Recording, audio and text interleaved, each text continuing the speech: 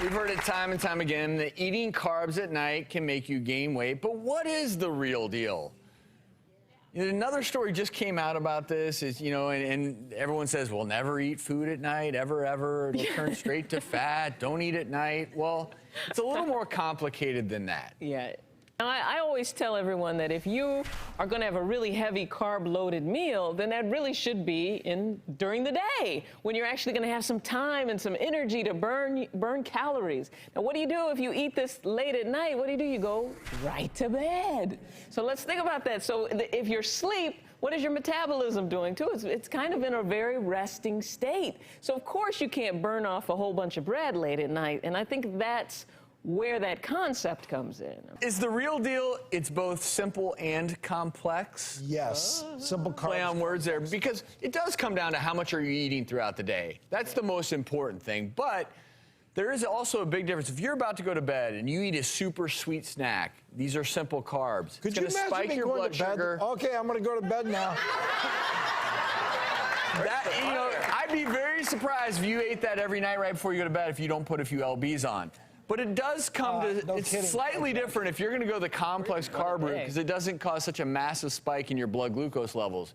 Those massive spikes increase your insulin, and if your body doesn't need all that glucose, what it does is the insulin literally tells your body to store it as fat. And that's why, you know, the most important thing is how many simple carbs you're eating throughout the day. Exactly. But at night, right before bed, is not a great time to gorge on simple carbs. So, ixnay on the cookies and milk? Every now and then, you know. At least there's some protein in the milk. Why do they put the chocolates in the hotels on your next to the bed? I don't know, but it's... Well, because we know chocolate stimulates that part of your brain that's similar to an orgasm. So the hotels are trying to make you feel happy. Oh, thank you. Totally. Wait, but what's... Okay. So it's not as an aphrodisiac, it's in place of. In place of. Like kind of just like a nice feel-good before you go. I can tell you, both? I love chocolate, but I've never...